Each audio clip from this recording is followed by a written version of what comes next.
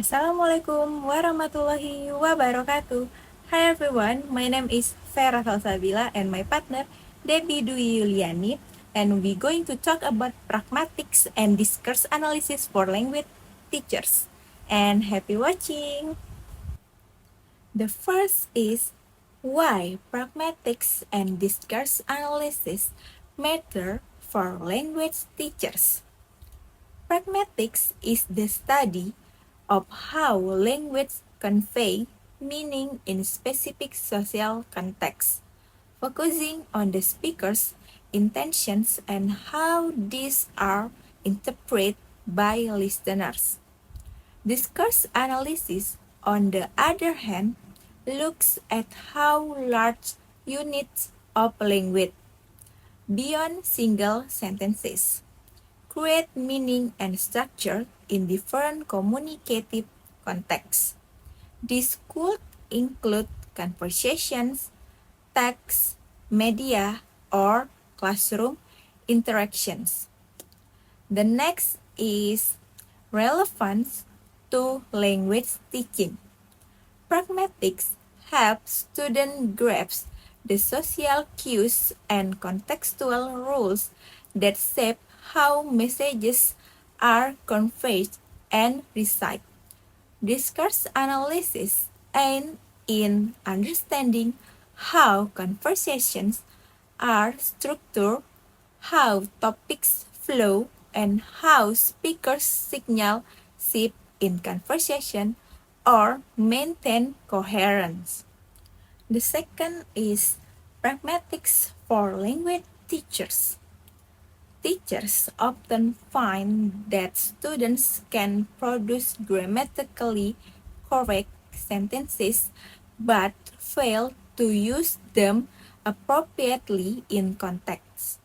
For example, understanding the difference between a direct request, open the window, and a more polite, indirect one, could you open the window, requires pragmatic awareness. Next is examples of pragmatic features in teaching. Hey everyone, today I'm diving into one of the most powerful tools in your teaching arsenal: effective communication in the classroom.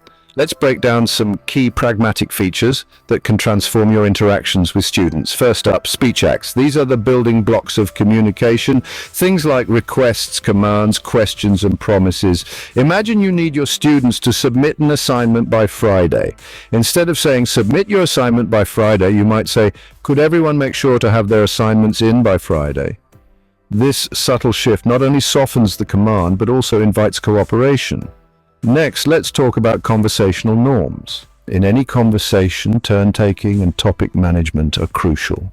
In the classroom, this means giving students the chance to speak and ensuring the discussion stays on track. For example, when a student answers a question, you might follow up with, "That's a great point. Does anyone have something to add?" This keeps the conversation flowing and encourages more participation. Politeness is another critical aspect. It's not just about being nice, it's about creating an environment where students feel respected and valued. Instead of saying, "You're wrong," try, "I see your point, but let's look at it this way." This approach maintains a positive atmosphere and fosters open dialogue. Finally, let's discuss indirectness. Sometimes being too direct can come off as harsh or confrontational.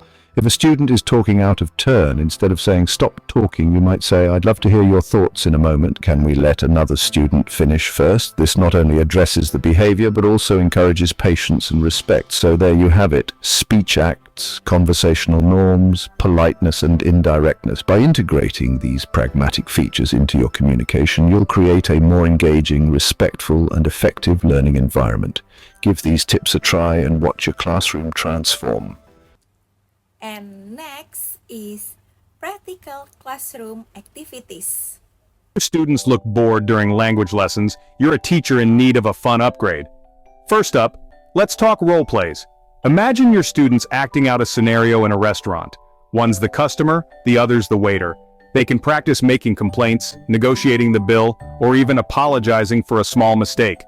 It's practical, engaging, and helps them use language in real-life contexts. Next, try dialogue analysis. Show them a clip from a movie or a recorded conversation. Get them to break down the dialogue, identify speech acts, and discuss why certain phrases were used. This not only sharpens their listening skills, but also helps them understand context and intention in conversations. Finally, incorporate cultural comparisons. Have your students compare how a similar interaction is handled in their native language versus the target language.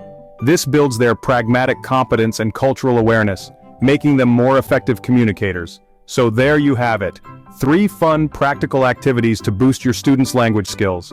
Give them a try and watch your classroom come alive with energy and learning. The third is discourse analysis for language teachers. Discourse analysis is the examination of how language is organized and used across sentences to convey meaning, while grammar deals with the rules at the sentence level. Discourse analysis looks at how sentences and other language units connect to create cohesive and coherent communication. And next, classroom applications. Bringing the real world into the classroom breathes life into language learning. It bridges the gap between textbook exercises and authentic communication.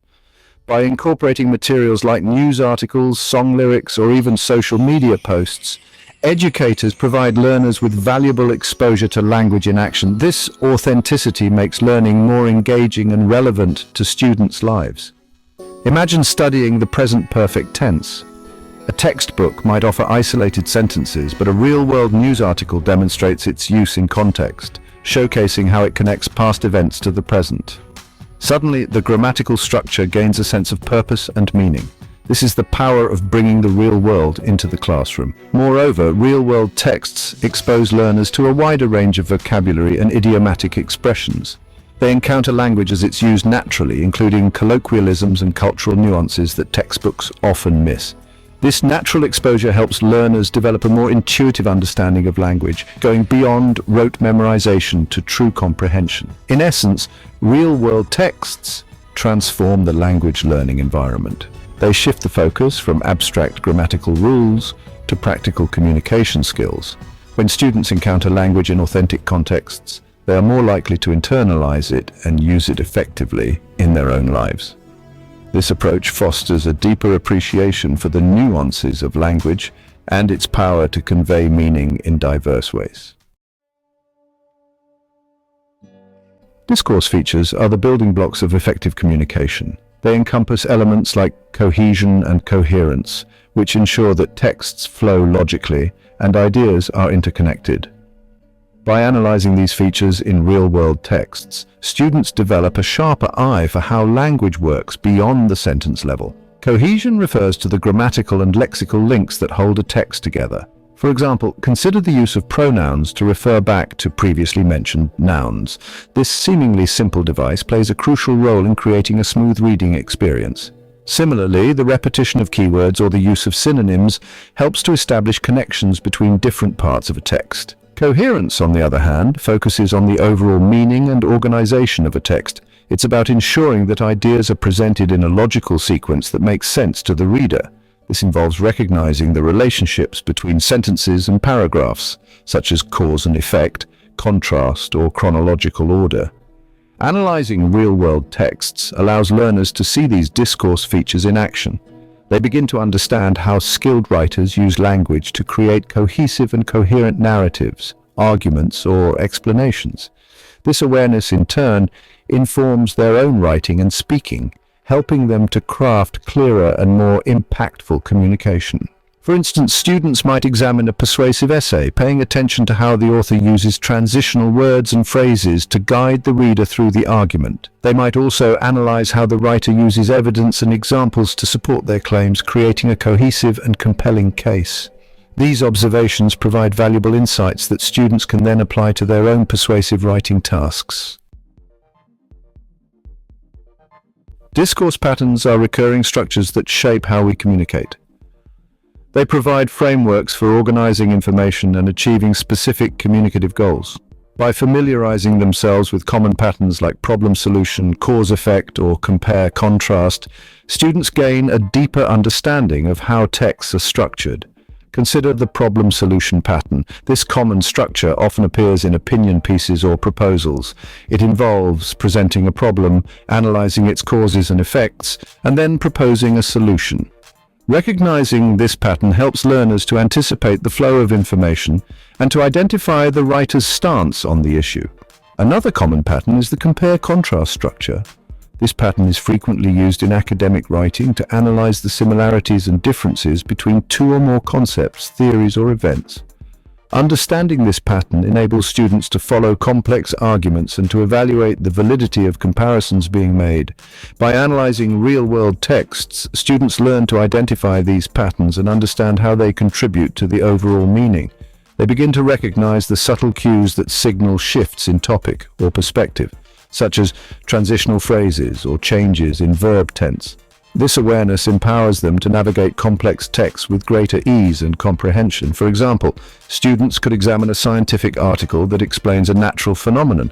They would likely encounter a cause-effect pattern, where the author describes the factors that lead to the phenomenon and its consequences. Recognizing this pattern helps students to grasp the scientific explanation and to appreciate the interconnectedness of natural processes. Next is activities for teachers. Hey there, teachers! Looking to ramp up student engagement in your classroom? I've got some top-notch activities that will not only get your students talking, but also thinking deeply about language and communication. Let's dive right in. First up, group discussions and role plays.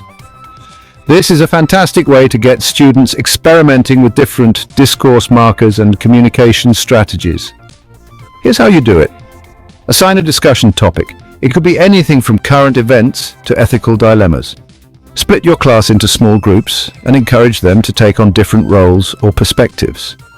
This will push them to use various discourse markers like however, therefore, meanwhile, and so forth.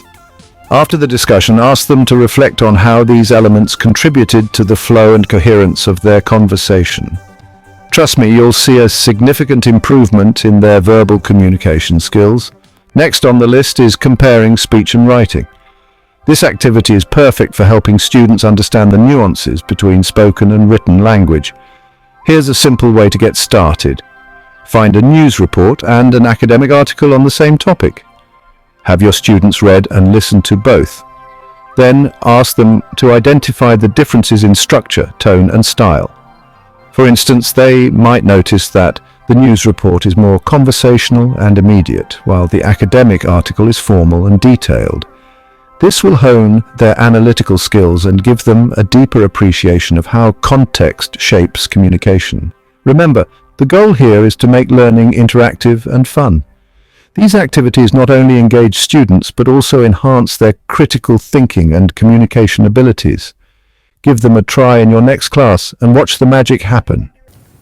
Okay, now let me explain about the benefits for teachers and students. Having knowledge of pragmatics and discourse analysis benefits for teachers and students in significant ways. Let's discuss the benefits for teachers. The first one, provide clearer explanations about appropriateness in different contexts. So, teachers with a background in pragmatics and discourse analysis can explain to the students why certain expressions or structures fit specific contexts. For instance, they can clarify why saying, "Could you please the salt?" and saying, "Pass the salt." The first one is more polite than the second one in a formal setting. So, by understanding the role of politeness strategies, teachers can help students grasp or understand how indirect language often reflects cultural norms of respect and formality. And the second one, teachers can design real-life communication activities. Teachers can create activities that mirror authentic interactions. It helps the students practice relevant communication skills. For example, teachers might organize a simulation of a job interview where students need to practice the formal tone, structured responses, and the right kind of body language. And another example could be a role play activity where students practice handling customer complaints in a retail scenario. So it focuses on empathy and professionalism in their responses. And the third one is identify and address students' pragmatic struggles. When teachers understand pragmatics, they can diagnose why students may have trouble with aspects like tone, politeness, or how to transition between topic in a conversation. For example, if a student give a flat response like no, no miss, no, to a request, for example, like someone's maybe requesting, can I borrow your pen? And the students, no, like that in the conversation. So instead of using a softening praise like I'm sorry but I can't, or I'm sorry but I'll use it, for example, the students just give the flat answer like no. That's when the teacher have to give these students the awareness, the pragmatic awareness that can provide the feedback that helps these students navigate the refusals more smoothly in the future interactions. That's it for the benefits for teachers. And next, we move to the benefits for students. So, learning the pragmatics and discourse analysis also benefits for the students. For the first one, it can navigate social interactions more confidently.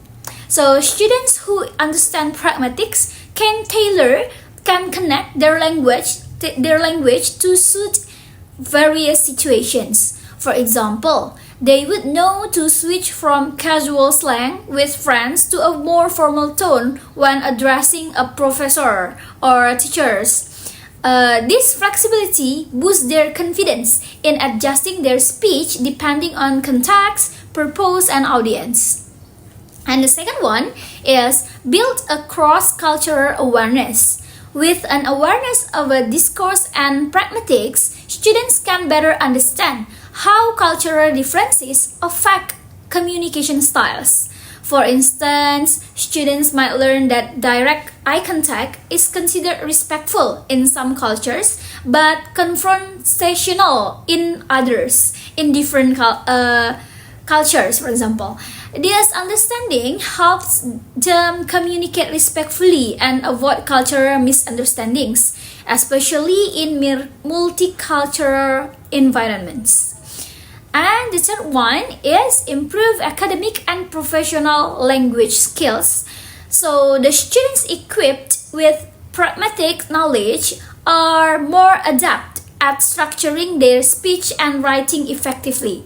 For example, in an academic presentation, they might introduce their topic, outline, and then outline their main points, and they use transitional phrases like moving on the next point to organize their content clearly. So in professional context, they can learn how to frame emails appropriately with a greeting, the clear body text, and a polite closing, which can improve their communication skills in the workplace. So, in short, having the pragmatics and discourse analyzing skills for students and teachers have potential benefits for both of them in the educational context, which is it offers more effective lessons that help students understand the how and the why of communication beyond the grammar. This leads to more confident, culturally aware, and articulate students who are well equipped for real-life interactions. Okay, the next topic is about the practical tips for incorporating pragmatics and discourse analysis in the classroom settings.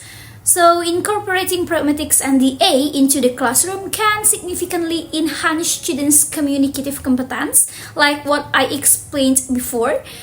And here's the tips that teachers can use. The first one is teachers can use authentic materials. So, using authentic materials means exposing students to real-world language use instead of the constructed textbook dialogues. So these materials could include the recorded conversations, video clips from movies or interviews, podcasts, written text like emails, news articles, newspapers, or journal, and etc. So, for example, teachers can play a video clip from a speech of Barack Obama, for example, and the teachers can, after watching these video clips, the teachers can ask the students to note what phrases is currently used by President Obama to state his ideas, for example. Or the teachers can play video clip from a business meeting from the native speakers, of course. And the teachers can ask the students to note what phrases the people used to make a request or to make a negotiation in the business meetings. So this kind of exposure shows students how communication is adapted to professional context like the speech or the business meeting itself. Okay, the second tips for teachers that they can encourage reflective activities. So reflection activities help students analyze why particular language choices are made in different contexts. This involves prompting them to think about how and why language is used in specific ways. It allows them to connect these choices of pragmatic effects. For example, after reading a dialogue about two friends, the teachers could ask the students to consider, for example, why the character in the dialogue chose to say, "It's getting late. Franz, it's getting late. It's 7 p.m. already." And we compare it to the phrases like, "Fran, it's time to leave. It's already late." That these kinds of expressions is used in different ways, right? So the students could discuss how this indirect phrasing softens the suggestions. Like, yeah, the friend A, for example, like ask the friend B to leave indirectly, like that. So, and the teachers also can make the students think of their own language used, how in their own language used, compared with the English. And the third one is provide opportunities for contrastive analysis. So contrastive analysis involves comparing the pragmatic norms and discourse patterns of the target language of English, for example, with those of students' native language, for example, from English and Indonesia. So this helps students understand differences and develop strategies to bridge those gaps. It's similar, I think, with what I explained before in the point 2. So the teachers can ask the students to compare the differences between language used in English and language used in Bahasa Indonesia. So the students also can make a role play of it to make them more understand about the language used. So by using authentic materials, encouraging reflection, and promoting contrastive analysis, teachers can make lessons more relevant to real-life communication. So this approach not only for teachers teaches students the language, but also how to navigate its social and cultural dimensions effectively. And besides these tips I mentioned previously, I also have a video of tips for the teachers. There are two websites that teachers can use based on the video, and I'll show you the video, this one. Amazing UK, the website, the platform where teachers can create their own materials, their own lessons. Not only create, they also can sell it. And if you go to community tab and type in the topic you would like to teach or the speech act you would like to teach, yeah, you can type and find it here. For example, making polite requests. It was here already, this one. Let's have a look at this lesson. It's a ready to teach lesson. You just copy it to your drafts and share it with your student. So as you can see here, first we discuss the question. In what situations do you usually make requests at work? So the students have to type the answer here. Reading. Imagine you need to ask your boss for a day off, discuss the questions. Make decisions. You will approach your boss. When, yeah, what time of the day? At the beginning of the work day, at the middle of the work day, at the end of the day. You will ask the boss, what will you use? What instruments? By email, face-to-face, during the online meeting, during meeting, or by sending a text message. Explain your reasons behind the decisions you've made. Consider the impact of each situation meeting. So then you read the text, and then the students listen to the dialogue. Come in. Hey, boss, I wanted to talk to you about something. Sure.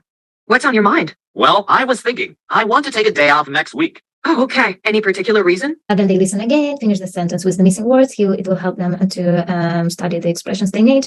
Then you can watch the video and say what the problems are. Now let me introduce the next platform, which is Newport. And you have to go to Newport Library. And you have to type your topic. Yeah, so I just typed cross-cultural communication, and here what comes up, what kind of lessons. Let's have a look. Nonverbal communication, types of communication devices, effective communication definitions, communication in the workplace.